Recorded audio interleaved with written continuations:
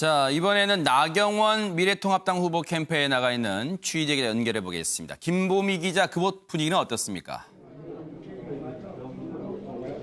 네, 나경원 후보 선거사무소입니다. 현재 이곳 캠프 관계자들은 이전보다 다소 격앙된 분위기에서 개표를 지켜보고 있습니다. 현재 나 후보가 조금 밀리고 있긴 하지만 한때 이수진 후보를 역전하면서 지지자들은 환호성을 지르기도 했습니다. 나 후보는 현재 모처에서 개표 방송을 보며 결과를 기다리고 있는데 당선 윤곽이 드러나면 사무실의 모습을 드러낼 것으로 보입니다. 이곳 서울 동작을은 18대 총선 이후 줄곧 보수 진영이 승세를 이어왔던 지역인데요. 4선 중진인 의원인 나 후보가 19대 재보궐선거와 20대 총선에서 내리 재선에 성공한 곳이기도 합니다. 동작을의 투표율은 70%를 넘어서며 전국 평균을 웃돌았는데 유권자들의 관심이 뜨거운 만큼 투표 결과에도 이목이 쏠리고 있습니다. 지금까지 나경원 후보 선거사무소에서 MBN 뉴스 김봄입니다. 그럼 지금 개표 상황을 야당의 시각으로 좀 분석을 해볼게요. 윤 대표님, 야당은 지금 글쎄요, 아직 개표가 완전히 끝난 건 아닙니다만 앞서 분위기 전해드렸습니다만 좀 침울합니다. 어떻게 해석을 하고 있을까요?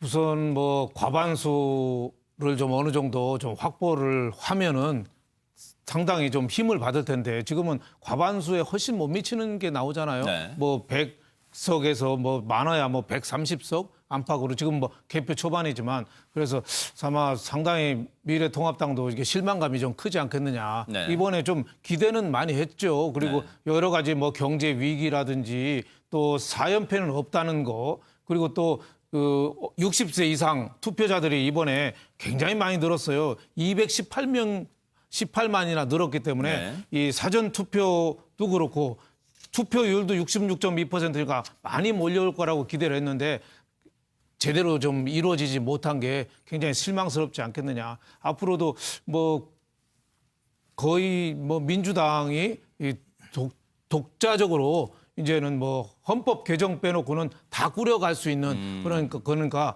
앞으로 그 미래통합당이 굉장히 내홍에 휩싸이지 않겠느냐 이렇게 생각이 들어요. 네. 우선 뭐 황교안 대표가 계속 대표하기도 좀 어려울 테고 대권 주자도 이번에 오세훈 시장이나 황교안 대표나 뭐 많은 사람들이 대권 주자들이 몇 명이나 살아남겠느냐.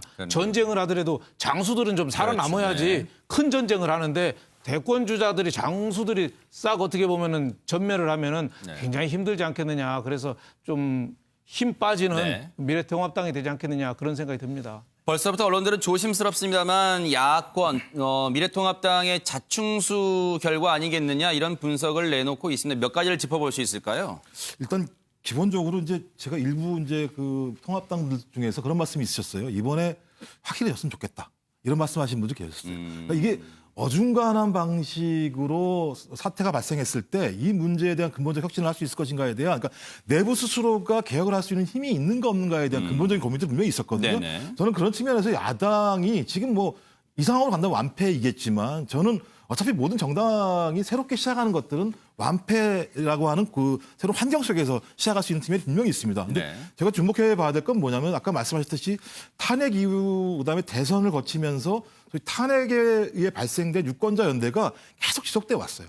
근데 이 탄핵 유권자 연대를 야당이 균열시켜내는 방법들을 찾지 못했던 측면들이 굉장히 많이 있는데요. 그건 아까도 말씀드렸듯이 잘못한 건 잘못했다고 얘기했을 때 유권자가 신뢰할 수 있는 겁니다. 탄핵을 당한 집단이 탄핵을 부정하는 순간 그 집단에 대한 신뢰성이 사라지게 되는 건데 탄핵의 강을 넘지 않았어요. 또 하나는 뭐냐면 유승민 의원이 얘기했던 개혁 보수의 길, 소위 새로운 사람, 새로운 가치를 가지고 유권자들에게 다가갔어야 되는데 실제로 여전히 예를 들면 새로운 방식의 중도화라고 하는 것들을 저희 수용하지 않았습니다. 거기다가 더 중요한 문제는 코로나19라고 하는 게 중대한 게 왜 그러냐면 저는 뭐 지금 민주당도 통합당도 코로나19에 대한 유권자들의 그 공포심을 제대로 반영하지 않았다고 생각해요. 저는 유권자들은 코로나19 문제에 대한 공포뿐만 아니라 이후에 닥쳐올 경제적 위기 문제에 대해서 제대로 대응할 수 있는 정치적 집단을 요구했었는데 저는 제가 볼 때 민주당도 통합당도 다 아니라고 생각했지만 통합당은 그 와중에 뭘 했냐면 코로나19에 대한 대책을 얘기한 것이 아니라 다른 뭐 다양한 막말, 그다음에 망언, 그다음에 리더십 교체와 관련해서 마찬가지지만 예를 들면 공천을 갖다가 자기 마음대로 좌지우지하고 네. 타당을 만든 이런 다양한 방식들 유권자들이 신뢰할 수 없는 방식으로 갔다라는 측면이 분명히 있고요. 네. 이렇게 예를 들면 개혁 보수의 길을 걷지 않았을 때 소위 그 집단들에게 앞으로 이 위기의 순간을 갖다가 맡길 수 있을 것인가에 대한 또 다른 근본적인 두려움이 있었던 거죠. 네. 저는 그래서 그런 측면에서 저는 통합당에게는 좀 야박한 말씀일지 모르겠지만 네. 이번에 이 상황이 그대로 간다면 오히려 전면적인 혁신을 통해서 좀 중도화 전략과 새로운 인물들을 만들어낼 수 있는 방법들을 찾았으면 좋겠다는 생각이 들고요. 네. 그렇게 했을 때 저는 또 다른 방식의 앞으로의 2년 후의 대선에서도 네. 나름대로 의미 있는 접근을 할 수 있다는 생각이 듭니다. 어떻게 할지는 잘 모르겠습니다만요. 네. 통합당이. 네. 최중락 기자. 네. 일단은 아직 개표가 저희가 계속해서 말씀드린다면 개표는 진행 중입니다만 이대로 간다면 야당 미래통합당의 패배. 그렇다면 황교안 후보도 지금 자신의 출마 종로에서 지금 많이 뒤지는 것으로 나와요. 이렇게 되면 당장 총선 이후 미래통합당 내부에서는 책임론이 불거질 가능성이 큽니까? 어떻습니까? 우리가 이제 미래통합당을 얘기하는데 그전에 이제 자유한국당이었단 말이죠.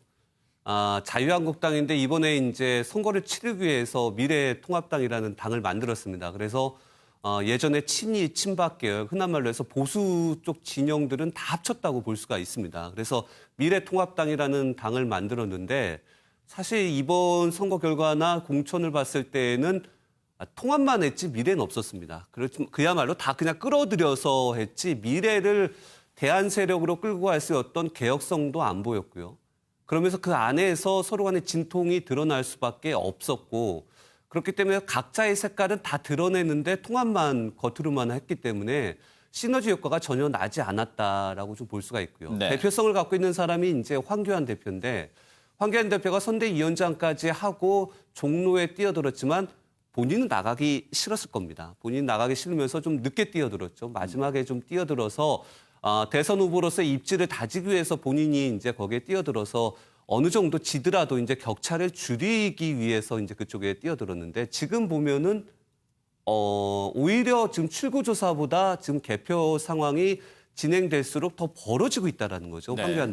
황교안 후보가. 네. 그렇게 된다면은 더 벌어지게 된다면 끝나고 나서도 본인이 예전과 같은 당대표, 선대위원장의 역할을 과연 할 수 있을까라는 부분에 대해서는 오히려 회의적이다. 이렇게 봐야 될 것 같습니다. 네.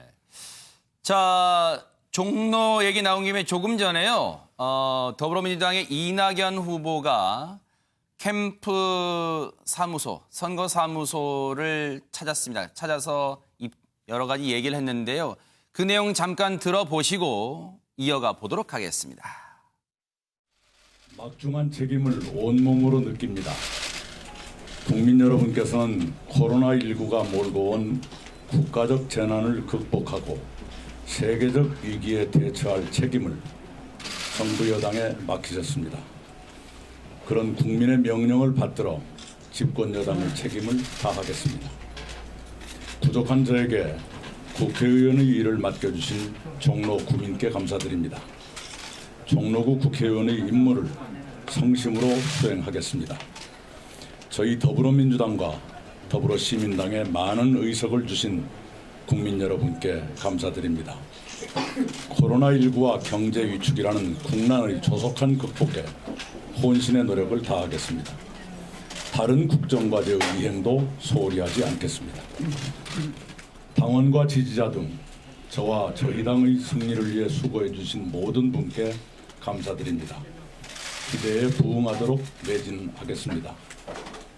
최선을 다해 애쓰신 황교안 후보의 노고에 경의를 표합니다. 저와 저희 당을 지지하지 않으신 국민 여러분의 뜻도 헤아리며 일하겠습니다. 감사합니다. 황교안 후보는 잠시 뒤에 선거사무소 방문할 것으로 전해지고 있으니까요. 그때 또 현장 연결해서 얘기를 들어보도록 하겠습니다. 자, 그럼 이 시각 선거 상황실 연결해서 각 지역 상황 알아보도록 하겠습니다. 상황실 나와주시죠.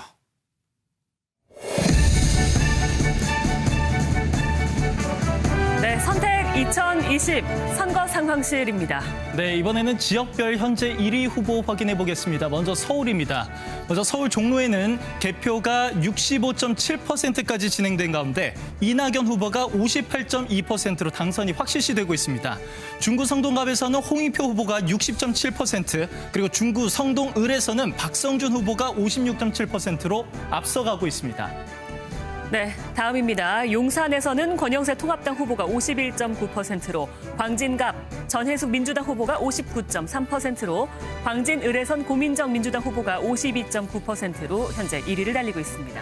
서울 1위 후보 계속해서 확인해 보겠습니다. 동대문갑에서는 안규백 후보가 55.8%로 당선이 유력시되고 있습니다.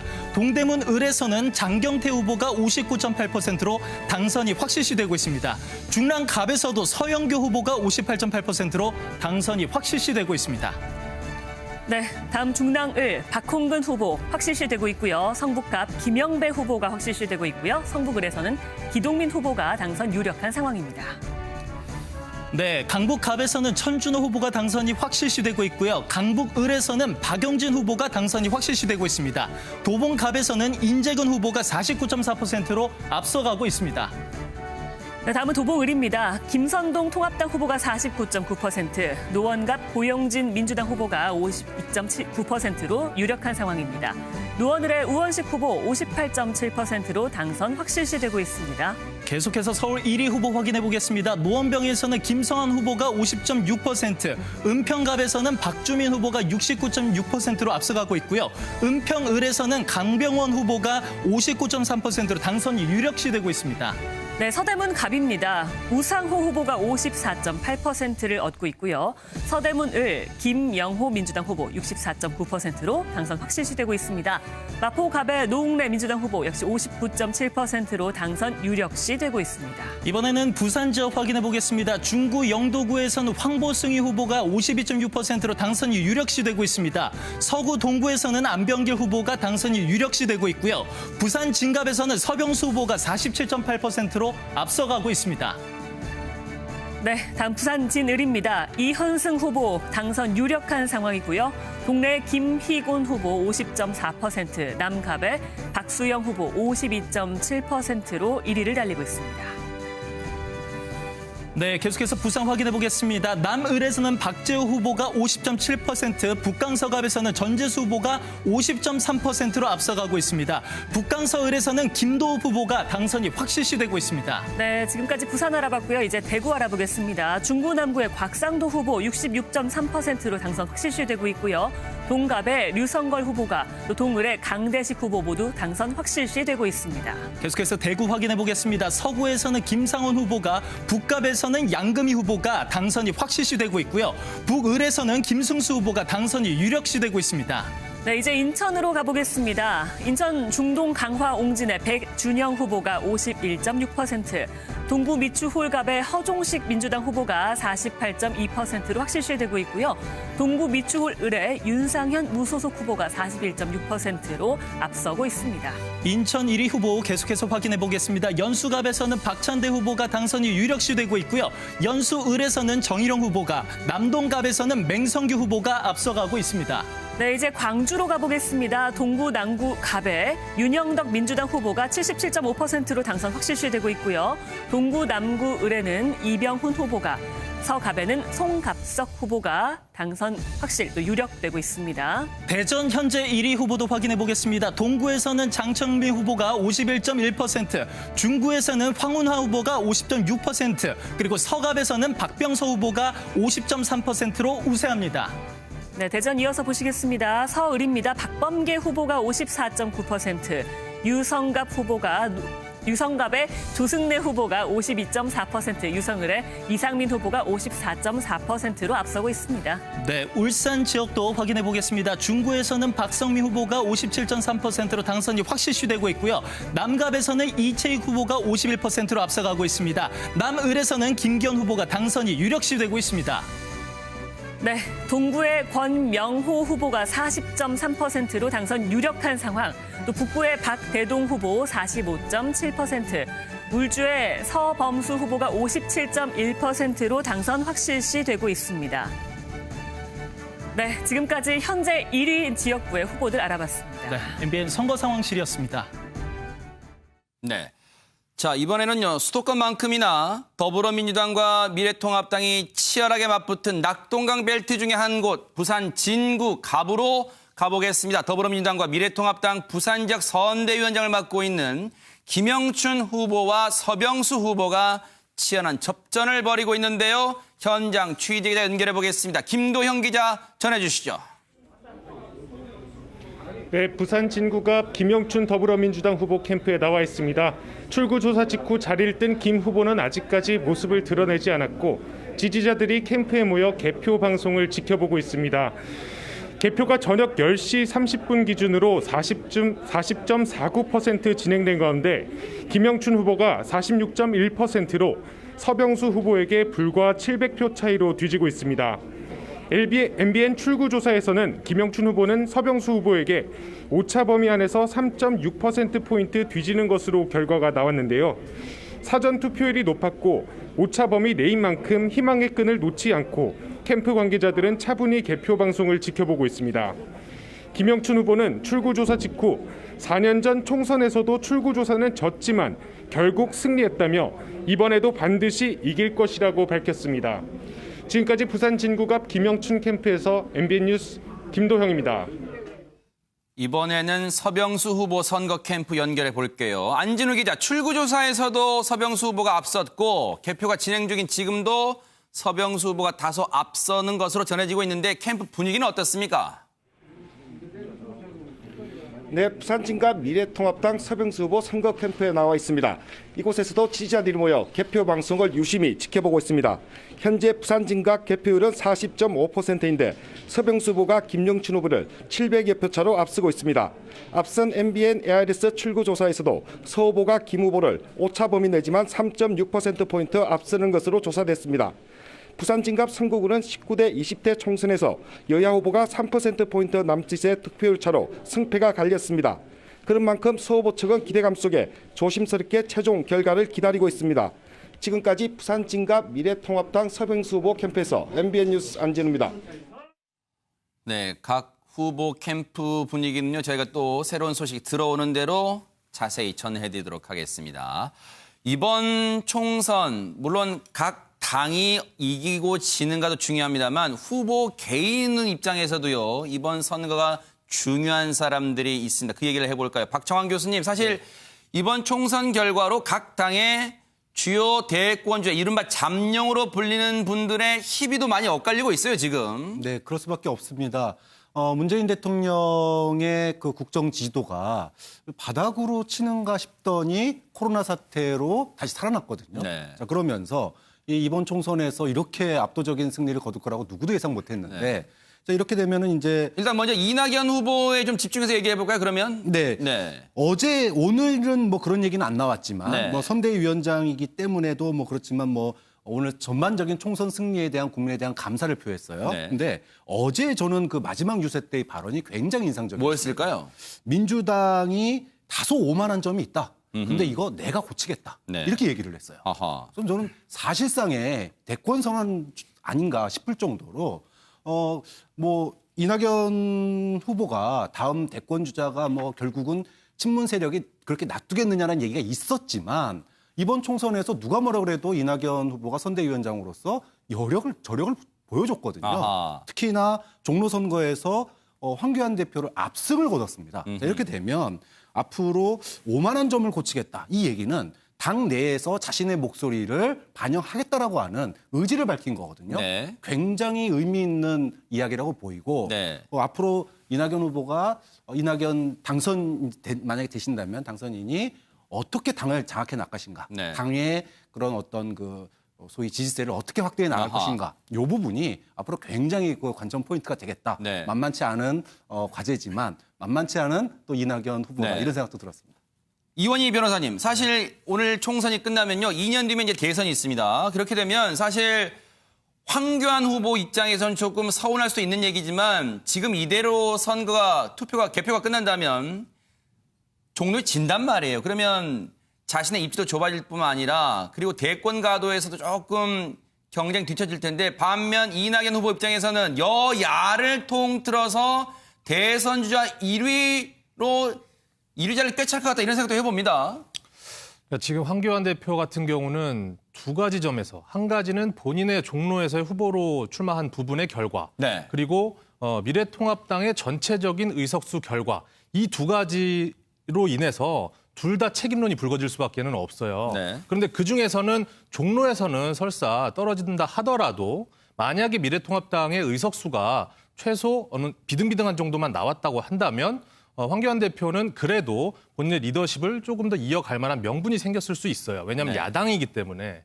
그런데 지금 이제 김종인 총괄선대위원장까지 영입해 가면서 결국 이렇게 여러 가지 전략을 구사한다고 해봤지만 결과적으로 이렇게 참패에 가까운 어떤 결과를 놓고 봤을 때 사실상 황교안 대표의 어떤 거취 문제 네. 그리고 책임론이 나오지 않을 수가 없다. 네. 그리고 그 전까지 예를 들어서 그 전에 어떤 홍준표 전 대표와 같은 어떤 강한 리더십이라든지 물론 이제 그 방향이 옳고 나쁜 거로 판단하기를 떠나서 그런 모습도 아니었단 말이죠. 게다가 계속해서 어떤 탄핵을 옹호하는 부분에 대해서 완전히 벗어나지 못한 부분까지 같이 고려를 한다면 결과적으로 이 총선이 끝나고 나서는 미래통합당의 지도부와 황교안 대표의 어떤 거취 문제가 생길 것이고 그렇게 됐을 때 결국은 이 보수 야당의 대권 주자들의 어떤 양상은 네. 사실상 어떤 춘추전국 시대처럼 될 가능성이 있다. 네. 사실 황교안 대표뿐만이 아니라 이번 총선에서 나온 그전에 대선 주자였던 뭐 오세훈 후보라든지 또 홍준표 전 대표라든지 다 생각보다 자기 지역구에서도 완전한 승리를 거두지는 못하는 모습을 보이고 있어요. 결과는 이제 지켜봐야 되겠지만. 네.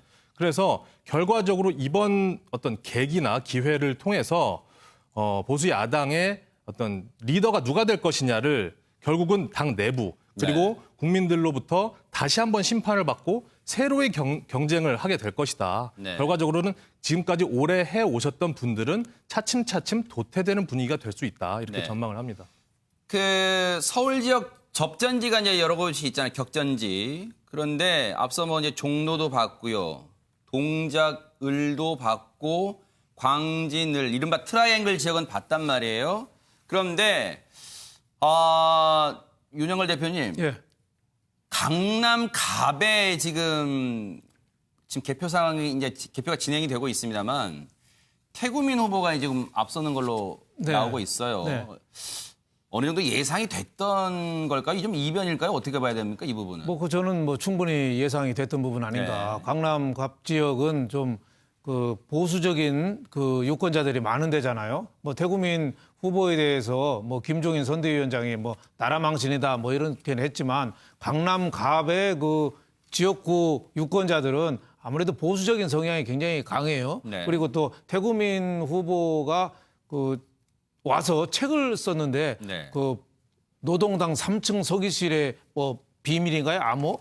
굉장히 책도 내용이 좋고 잘 썼어요. 그러니까 네. 한국에 온 지는 불과 4년밖에 안 됐지만 짧은 시간에 한국의 실정을 많이 알고 어필한 게 네. 상당히 저렇게 많은 득표를 올린 거 아닌가. 네. 저는 이런 생각이 들고 또 유권자한테 그 랩도 좀 춤도 추면서 네. 상당히 좀 우리 북쪽 냄새가 안 나게 네. 오히려 남쪽 출신인 것처럼 더 적응을 잘한 게 저런 좀 많은 좀 득표를 지금 하고 있는 거 아닌가 이런 생각이 좀 듭니다. 네. 네. 이번 또 서울 격전지 보면요. 김종욱 교수님. 네.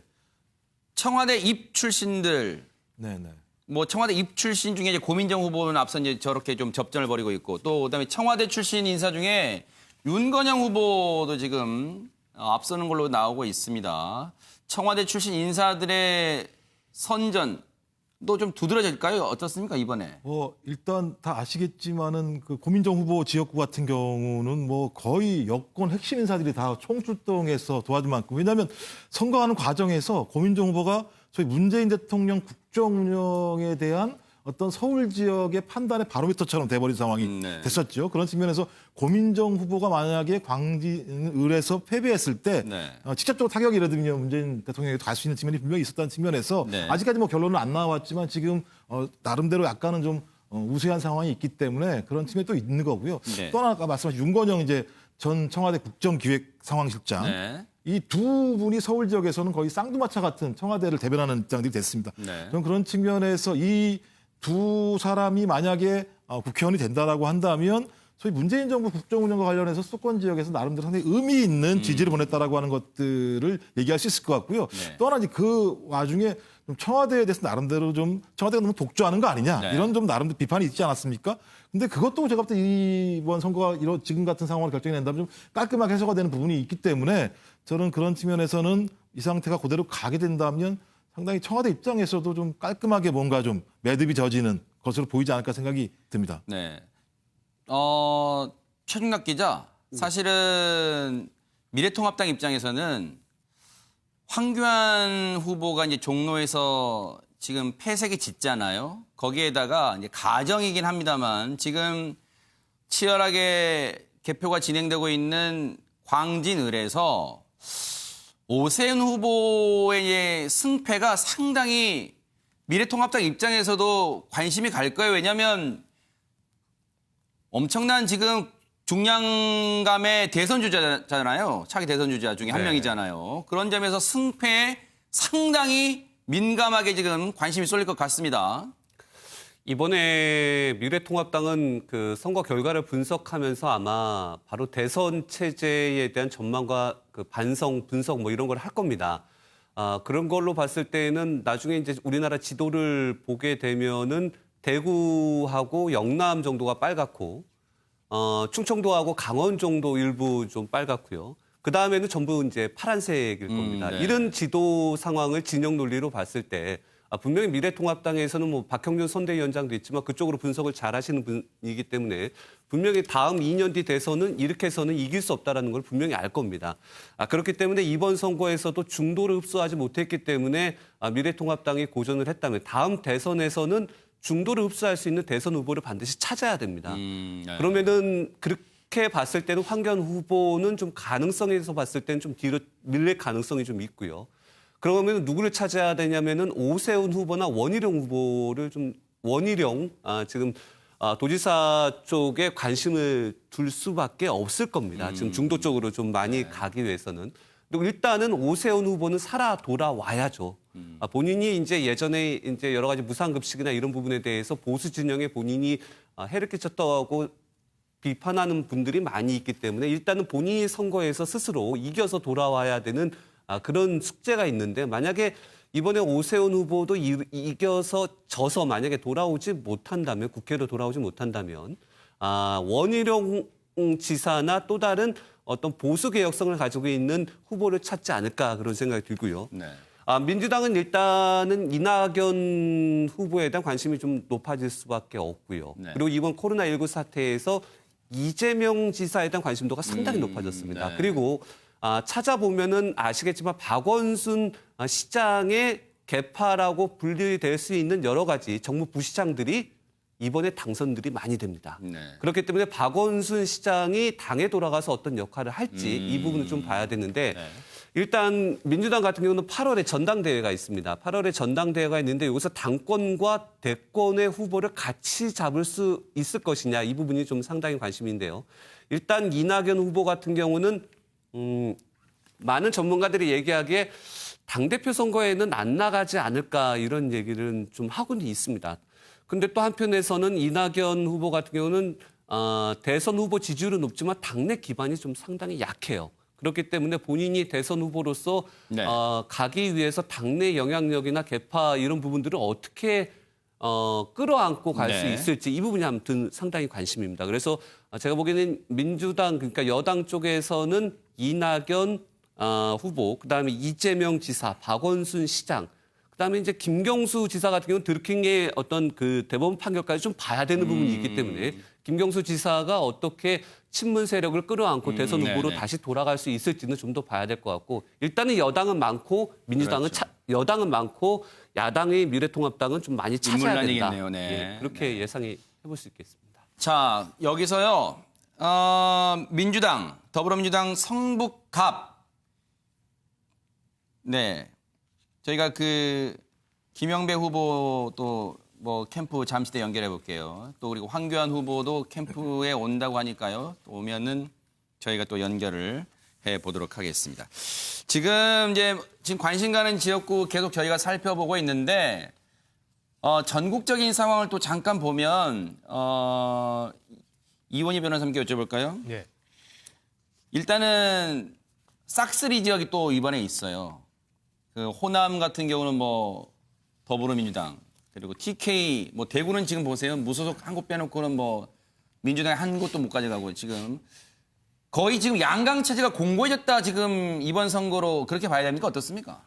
뭐 색깔만 보면 뭐 한 3, 40년 전쯤에 그 한참 그 지역 그 색을 가지고 이제 양분했었던 그런 색깔처럼 지도는 보이는데 결국은 이제 각자 적극적인 지지층 그리고 지방 지역에서 의원들이 선거 운동을 하면서 어떤 전략, 정책을 표방했느냐를 이것으로 단적으로 알 수 있지 않은가라는 생각이 듭니다. 지난 20대 총선 같은 경우는 이제 호남에 국민의당이 있었기 때문에 국민의당이 많은 부분들을 양분해 가면서 호남에서 일정 부분은 이제 민주당이 좀 양분할 수밖에 없었죠. 네. 그런데 결과적으로 지금 이렇게 거대 양당 구조가 되면서 네. 지금 이제 내일쯤 이제 비례대표에 대한 결과도 나오겠지만 뭐 준연동형 비례대표제라는 걸 표방했지만 결과적으로는 그냥 민주당과 통합당 그 두 당만이 파란색과 빨간색만이 있는 지도가 될 수밖에 없었다는 거죠. 네. 그리고 이제 미래통합당에 대한 어떤 지지 세력이 이제 부울경 그리고 대구 경북 쪽에서 많이 이제 지지 결집이 되면서 결과적으로는 경남과 호남, 그러니까 경상도와 전라도가 사실상 어떤 대립한 것처럼 구도가 이제 이렇게 보여지게 되는데 네. 결과적으로는 이제 이렇게 총선의 표심 그리고 판가름을 낼 수 있는 중요한 어떤 캐스팅 보터라고 한다면 서울과 수도권의 어떤 중도 무당층이었다. 그래서 결과적으로 뭐 코로나 때문에 투표율도 올라갔지만 네. 야당 심판론에 의해서 이렇게 지역에서는 양분이 됐지만 수도권과 서울에서 결과적으로는 이제 무당층이 많은 선택을 한 민주당이 지금은 우세한 것으로 보인다는 네. 거죠. 박창원 교수님, 사실은 선거에 양 진영 지지자들이 똘똘 뭉쳤다라고 긍정적으로 해석할 수도 있겠지만 저렇게 전국 지도를 봤을 때 각 지역별로 색깔이 뚜렷하게 나뉘는 것은 선거가 끝난 뒤에도 양 진영에 해결해야 될 숙제로 떠오를 것 같다 이런 생각도 해봅니다. 네, 뭐 세부적으로 파고들면은 사실 지난 그 총선에서 경남 부산 경남에서 8석을 민주당이 가져왔었어요. 네. 조금 줄어들었습니다. 조금 줄어들었지만 그럼에도 불구하고 한 5석 정도는 지금 현재 1위를 달리고 있는 걸 보면 네. 민주당이 굉장히 그 소위 양극화 정치 속에서도 선전을 했다. 네. 그리고 강원에서도 2석을 지금 2군데서 1등을 하고 있거든요. 이렇게 보면 우리가 지난 조국 사태부터 시작해서 진영 논리, 극단의 정치를 계속 달려왔는데 네. 그 와중에도 어쨌든 경남 지역에서 PK 지역에서 뭐 5석, 네. 그다음에 광주에서 강원도에서 2석 이렇게 얻었다면 뭐 의미 있는 진전을 했다고 생각하고요. 그런데 이번 선거가 있던지 없던지 간에 대한민국 사회가 양분화된 그런 진영 논리로 심지어 조국 사태부터 시작된 게 코로나에 대한 정부 대응조차도 진영 논리로 평가가 이루어졌거든요. 네. 그러다 보니까 누군가는 이것을 갖다가 좀 매듭을 져줬어야 되는데 정치권이 스스로 해결하지 못했습니다. 국민들이 이번에 손을 들어줬어요. 이번에는 민주당 편을 확실하게 들어줬습니다. 네. 자, 그렇다면 한국당도 변화를 해야 되는 거고요. 네. 특히나 청와대나 여당도 네. 좀 이 진영 논리에서 벗어난 특히나 이제 코로나라고 하는 사태에 대해서 아까 이낙연 후보자도 네. 지지하지 않은 국민들도 헤아려 가면서 하겠다라고 네. 얘기를 했단 말이에요. 네. 문재인 대통령이 당선되고 이 얘기를 했었어요. 네. 나를 지지하지 않는 사람도 안고 가겠다. 네. 그런데 이번에 또 차기 주자로 불리우는 이낙연 후보가 또 그 얘기를 했다라고 하는 것은 네. 이거는 물론 뭐 여권만 풀어야 될 숙제가 아니긴 하지만 여권이 조금 더 국민들을 포용할 수 있는, 왜냐하면 코로나를 극복해 나가는 게 단순하게 질병 극복만이 아니라 이후에 경제까지도 우리가 극복을 해야 된단 말이에요. 그러려면 국민의 힘을 하나로 모아야 됩니다. 네. 그러기 위해서 여권이 먼저 압승을 한 여권이 포용을 할 필요가 있고, 근데 이 포용조차도 통합당이 네. 처절하게 변하지 않으면 네. 아무 의미 없어진다. 네. 그런 점에서 네. 정치권이 보여준 아마 내일 아침 조간신문의 일면이 어떻게 네. 되어질지 모르겠지만 여야 모두가 변화해야 된다라고 하는 점을 또 한 번 보여주는 네. 거 아니겠 싶습니다. 지금 개표가 뭐 빨리 진행된 곳은 보세요. 여기 중남갑은 72.4%까지 진행이 됐습니다. 개표가 속속 진행되면서 일부 지역에서는 지금 성북갑에서는요. 민주당의 김영배 후보가 당선이 확실시되고 있는데 김영배 후보 캠프 연결해서 당선 소감도 들어보도록 하겠습니다. 네, 저는 지금 서울 성북갑 지역에 나와 있습니다. 당선이 확실한 이 지역 김영배 더불어민주당 후보 만나보겠습니다. 안녕하세요. 네, 안녕하세요. 네, 먼저 당선 소감 먼저 부탁드리겠습니다. 네, 국정 안정과 대한민국의 재도약을 바라는 무거운 민심의 명령이다 이렇게 생각하고요. 우리 성북갑 유권자 여러분들께 정말 분골쇄신하는 자세로 국민을 하늘처럼 모시는 그런 새로운 정치하겠다 이런 말씀 드립니다. 정말 감사합니다. 네, 두 번째로 21대 국회에 입성해서 가장 하시고 싶은 건 어떤 게 있을까요? 네, 지금 우리 국회가 가장 큰 문제는 민심과 너무 멀다는 것입니다. 제가 기초단체장, 구청장을 하면서 배우고 익힌 그런 민심과 함께하는 정치, 정말 국민이 주인이고 통제하는 정치 한번 해보고 싶습니다. 국민투표법, 국회의원 소환제법, 그리고 국민발안제법 등 3법을 통해서 국민이 주인인 그런 새로운 정치의 제도적 기반을 꼭 한번 닦아보고 싶습니다. 네, 감사합니다. 축하드립니다. 네, 고맙습니다.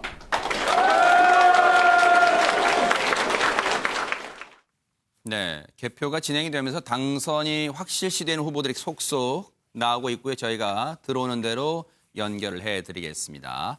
앞서 이제 이번 선거로 대선 주자들의 희비도 엇갈린다 그런 얘기 해드렸는데 이곳을 얘기 안 해볼 수가 없어요. 윤영걸 대표님, 예.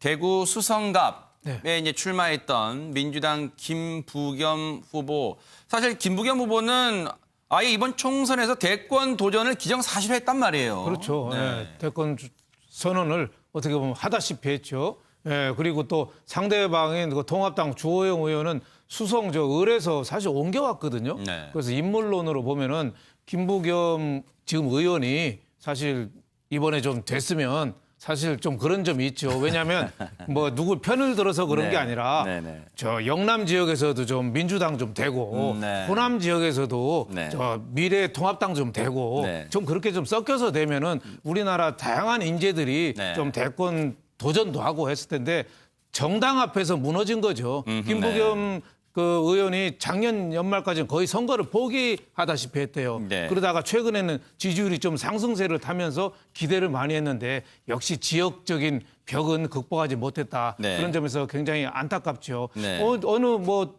그 지나가다 할머니가 그런 얘기 하더라고요. 선거 판세 지도를 보고 네. 그 영남 강원도는 빨간색이고 네. 파란색은 수도권하고 호남 쪽 있으니까 영남 그 빨간색이 이겼다고 지도가 훨씬 크다고 뭐 그러는데 사실 수도권에서 저 승부가 어떻게 보면은 중요한 게 좀 갈라진 거 아니냐. 네. 121석에서 좌우됐다 이런 아하. 점이 들고 양쪽 다 민주당, 미래통합당 공이 유력한 대권 주자들이 이번에 좀 많이 낙마하는 것 같아서 그런 점은 상당히 안타까운 대목입니다. 네.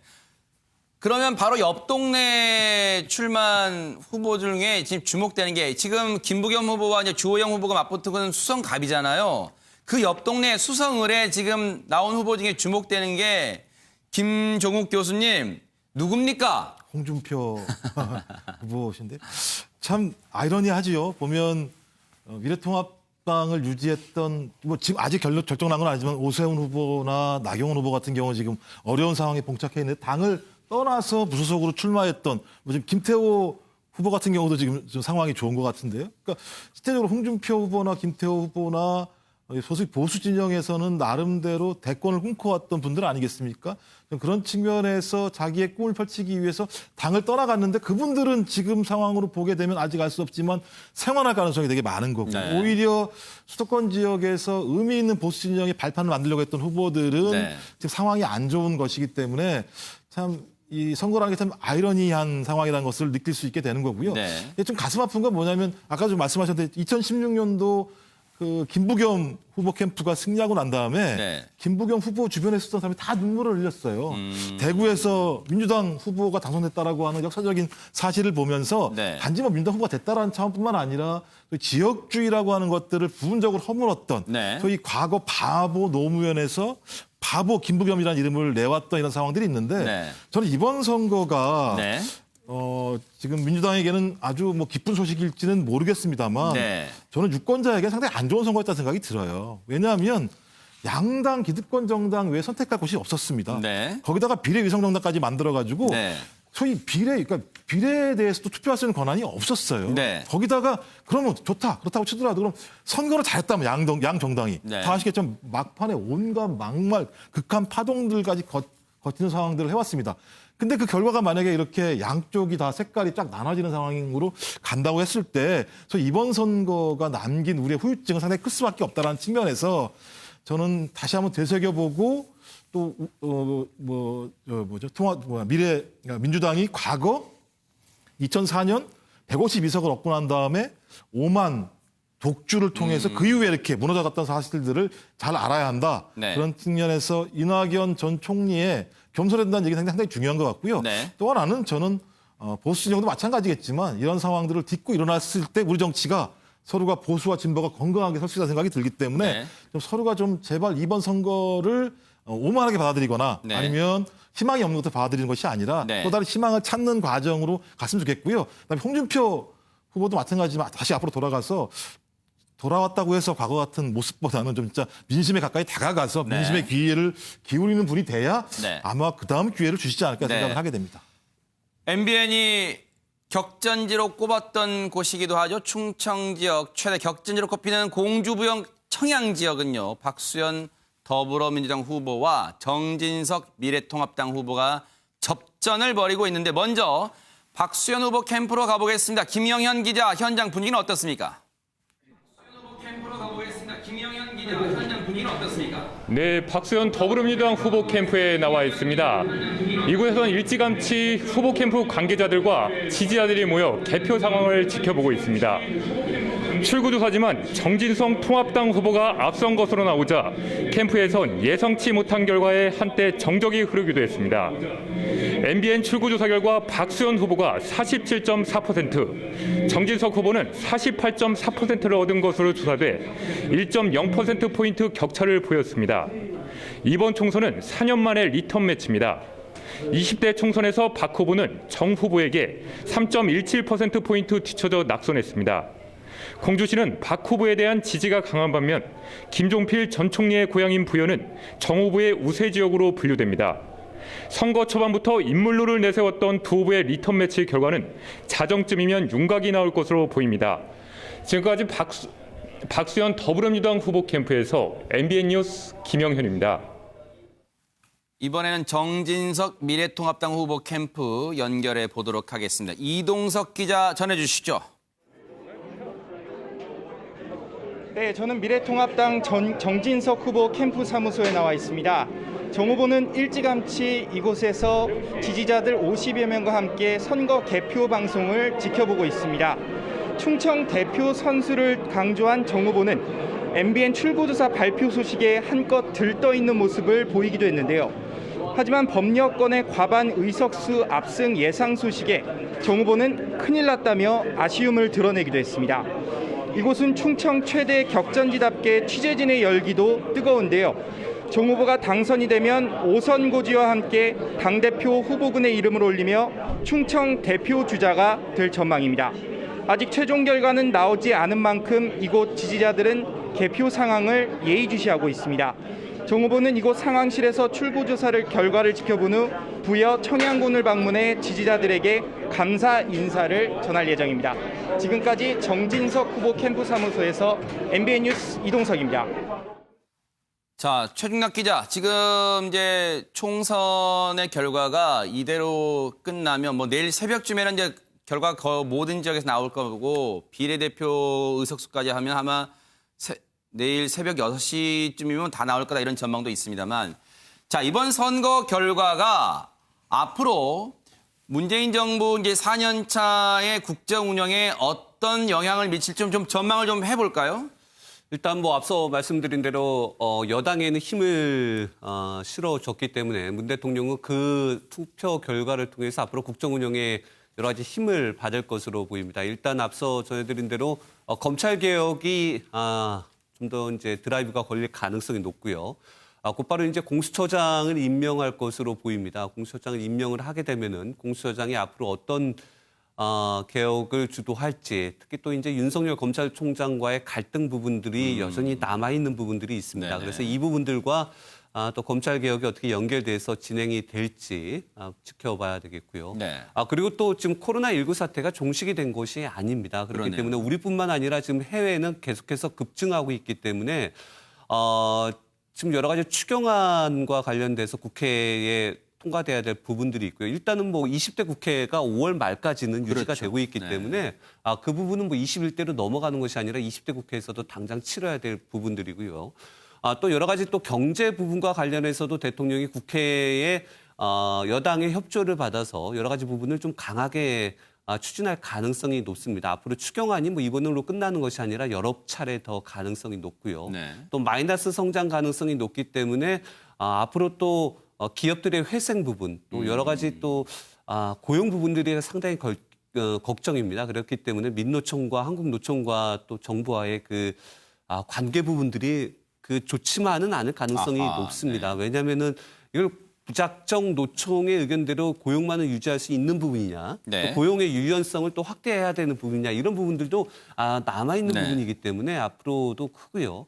그다음에 경제개혁과 정치개혁은 분명히 또 앞으로 더 나아갈 가능성이 높고요. 그렇기 때문에 앞으로 또 여권의 힘을 받아서 현 정부가 외교 정책과 관련해서 크게 성과난 부분이 없습니다. 그렇기 때문에 대북 관련해서 코로나 사태로 중국과의 관계 개선을 통해서 북한과의 문제 해결을 위해서 대통령이 마지막 드라이브를 걸 가능성도 있습니다. 네. 자, 그럼 여기서요. 상황실 다시 한번 연결해서 지금까지 들어온 소식 취합해 전해드리도록 하겠습니다. 네, 선택 2020 선거 상황실입니다. 이 시각 전국 개표율 54%를 넘었습니다. 네, 이번에는 현재 시각 접전 지역 확인해 보겠습니다. 먼저 서울 도봉갑 확인해 보겠습니다. 인재근 후보가 49.5%, 김재섭 후보가 44.7%로 접전입니다. 네, 다음은 노원병입니다. 김성환 후보 49.4%, 이준석 후보 48%입니다. 네, 이번에는 서울 동작을입니다. 이수진 후보 50.6%, 나경원 후보 46.8%.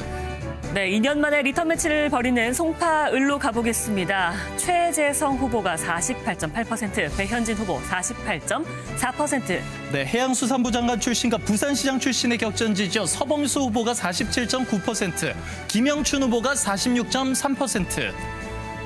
네, 다음은 북강서갑입니다. 전재수 49.9%, 박민식 49.2%. 계속해서 부산 사갑 확인해 보겠습니다. 최인호 후보가 51.7%, 김척수 후보가 47.6%. 다음은 대구 수성을로 가보겠습니다. 홍준표 후보 36.1%, 이인선 후보 32.4%. 인천 지역도 확인해 보겠습니다. 인천 동구미추홀 을입니다. 윤상현 후보가 41.8%로 당선이 확실시되고 있습니다. 네, 다음은 인천 연수을로 가보겠습니다. 정의령 민주당 후보가 43.4%, 민경욱 통합당 후보가 39.1%. 대전으로 가보겠습니다. 대전 중구입니다. 황운하 후보가 49.7%, 이인건 후보 48.9%. 네, 다음은 경기로 가보겠습니다. 경기 안양 만안입니다. 강득구 후보가 49.5%로 당선 유력한 상황. 이필훈 통합당 후보가 46.2%입니다. 네, 경기 지역, 접전 지역 계속해서 확인해 보고 있는데요. 안산 단원을입니다. 박순자 후보가 51%, 김남국 후보가 47%입니다. 다음은 경기 고양갑입니다. 이경환 후보 37.8%, 심상정 후보 37%입니다. 네, 계속해서 경기 남양주 병도 확인해 보겠습니다. 주광덕 후보가 49.8%, 그리고 김용민 후보가 47.1%. 네, 다음은 시흥갑으로 한번 가보겠습니다. 문정복 민주당 후보 50.6%로 당선 확실시되고 있습니다. 네, 강원 지역, 접전 지역도 확인해 보겠습니다. 강원, 춘천, 철원, 화천, 양구, 갑입니다. 김지태 후보가 49.3%, 허영 후보가 46%, 두 후보 간의 표차는 992표입니다. 네, 다음은 강원, 원주, 갑으로 가보겠습니다. 민주당 이광재 후보가 46.5%, 박정하 통합당 후보가 43.3%, 두 후보 간의 표차는 2,241표입니다. 네, 강원, 강릉도 확인해 보겠습니다. 권성동 후보가 42.3%, 김경수 후보가 37.7%, 두 후보 간의 표차는 3,496표입니다. 네, 선택 2020 지금까지 접전 지역 현재 상황 확인해 봤습니다. 네, 선거 상황실이었습니다. 자, 그럼 여기서 총선 압승이 유력한 민주당 분위기를 좀 알아볼까요? 박유영 기자 전해주시죠. 네, 조금 전인 밤 10시쯤 더불어민주당 이해찬 대표와 이인영 원내대표가 이곳 선거 상황실을 방문했는데요. 개표한 지 4시간 정도 지나지 않았을 때였지만 이 대표는 사실상 민주당의 승리를 선언했습니다. 다만 목소리에선 기쁨보단 차분함이 묻어났습니다. 이 대표는 굉장히 무거운 책임감을 느끼지 않을 수 없다면서 코로나 전쟁과 경제 위기 대응에 혼신의 힘을 다하겠다고 말했습니다. 또 21대 국회는 나라의 장래를 열어갈 책임을 진 국회라고 언급했는데 정권 재창출을 위해 집권 4년 차에 접어든 문재인 정부의 국정 운영을 흔들림 없이 뒷받침하겠다는 뜻으로 해석됩니다. 발언을 마친 뒤에는 당선이 확실한 인물들이죠. 서울 종로에 출마한 이낙연 후보와 의정부갑 오영환 후보, 더불어시민당 비례대표 1번, 2번인 신현영, 김경만 후보의 이름 옆에 당선 스티커를 붙였습니다. 민주당은 현재 전국 253개 지역구 가운데 150여 곳에서 1위를 달리고 있는데요. 여전히 미래통합당 후보와 초접전, 격전을 벌이고 있는 강원과 충청, PK 일부 지역의 결과에 촉각을 곤두세우고 있습니다. 지금까지 민주당 선거 상황실에서 전해드렸습니다. 윤영걸 대표님, 이번 총선 이대로 끝이 난다면 제3정당들이 이번에 상당히 힘을 못 썼다. 이것도 좀 특색일까요? 어떻습니까? 이번 선거에 어떻게 보면 가장 좀 아픈 부분이 그거죠. 이번 선거의 특징은 진영 논리. 그게 더 강화됐고 지역 구별이 지역색이 더 강화가 됐잖아요.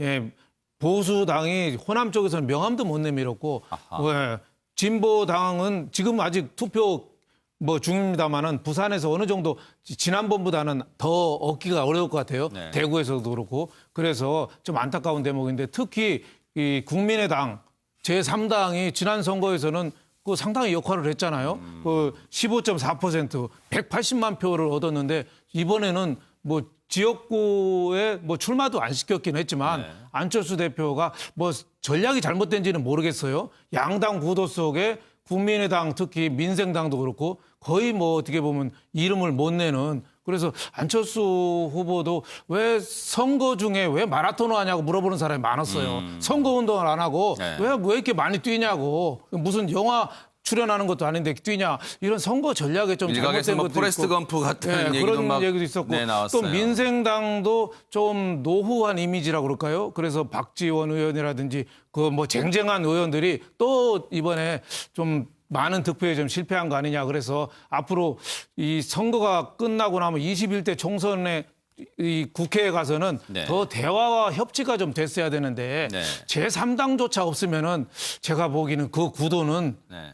굉장히 많이 싸울 것 같다. 네. 예, 심한 표현으로 머리가 터지게 아마 여야가 좀 네. 부딪혀서 대화가 좀 실종되고 협치를 그러니까요. 말로만 하고 진짜 협치가 이루어지겠느냐 그런 점에서 굉장히 네. 걱정이 좀 많이 됩니다. 더 강대강 대결이 치열할 거다 이런 전망이 벌써부터 나오고 있더라고요. 네, 이낙연 네. 후보는 앞으로 나를 네네. 안 찍은 사람도 의견도 듣기는 네네. 했지만은 네. 우리 정치가 한쪽으로 몰아가면은 네. 계속 타기 때문에 그건 쉽지 않다고 이렇게 보여집니다. 네. 김종욱 교수님, 사실 국민의당에 돌풍이 없었던 것도 주목됐지만 진보정당 중에서 정의당이 이번에 벽을 실감했다. 이 부분도 언론이 주목하고 있는 것 같아요. 예, 상당히 좀 뼈아픈 측면이 분명히 있고요. 왜냐하면 아까 말씀하셨듯이 지금 이번 선거의 핵심적인 것들은 양대 거대 정당들이 존재하고 있는 상황에서 이 양대 거대 정당을 어떻게 견제할 수 있을 것인가라고 하는 또 거대한 큰 문제를 우리에게 남겨놓은 측면이 분명히 있습니다. 저는 그런 측면에서 이제 남아있는 거지 시민사회가 소위 양대 정당이 잘못했을 때 견제할 수밖에 없는 상황인데 그런 과정에서 좀 정의당이라고 하는 이런 나름대로 좀 오랫동안 자기의 정체성을 유지한 정당들이 의미 있는 의석을 확보했을 때 시민사회 연대를 통해서 양대 기득권 정당이 자기 마음대로 하지 않을 수 있는 측면들이 되게 많이 있을 수 있었는데 네. 좀 아직까지 뭐 결과는 알 수 그렇죠, 없지만 네. 그런 측면과 관련해서 상당히 좀 문제가 되는 게 하나가 있고요. 또 하나는 뭐냐면 저는 민주당도 좀 반면 교사를 해야 될 거 자기 스스로가요. 뭐라 그러냐면 탄핵하고 난 다음에 탄핵을 하고 난 다음에 네. 그 이후의 삶을 다르게 만들겠다고 얘기했지만 너무 또 정치개혁적 편향으로 간 측면이 분명히 있습니다. 네. 저는 지금이라도 좀 민생 문제, 민생 좀 이 문제에 집중했으면 좋겠다는 생각을 하게 됩니다. 네. 자, MBN 개표 방송 이어지는 선택 2024부도 여러분이 함께해 주시기를 기대를 해보겠습니다. 함께해 주신 여러분 고맙습니다.